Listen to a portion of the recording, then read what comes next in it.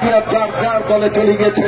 বিএনপির ছাত্র দল তারা বিএনপিতে চলে গেছে, জামাতের ছাত্র সংগঠন ছাত্র শিবির জামাতে চলে গিয়েছে, বামপন্থী ছাত্র সংগঠনের ছেলে মেয়েরা তাদের ছাত্র সংগঠনে চলে গিয়েছে। সুতরাং এখন আপনি কিন্তু ছাত্রদের একটি অংশের প্রতিনিধিত্ব করছেন, কিন্তু আমরা মনে করি আমাদের জনগণের আকাঙ্ক্ষা অনুযায়ী আমরা আপনাকে সমর্থন করি, সমর্থন করেছি। আপনি আমাদের জন্য অত্যন্ত সম্মানের পাত্র। আপনি ইচ্ছা করলে বাংলাদেশকে সম্মানের জায়গায় নিয়ে যেতে পারেন, কিন্তু আপনার কোন ভূমিকা যদি ভুল হয় তাহলে বাংলাদেশ বিপর্যয়ের মধ্যে পড়ে যাবে। তখন তো আপনি আপনার উপদেষ্টার যখন খাওয়ানোর পরে যখন হাত মুখে চলে যায়, আপনারা তখন হাত মুখ মুছে আপনারা চলে যাবেন, কিন্তু বাংলাদেশের জনগণ থাকবে।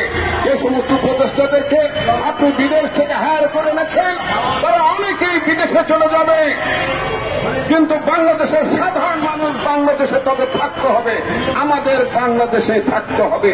সুতরাং আমাদের বাংলাদেশে থাকাটাকে আপনি মেহেরবানি করে অনিরাপদ করবেন না।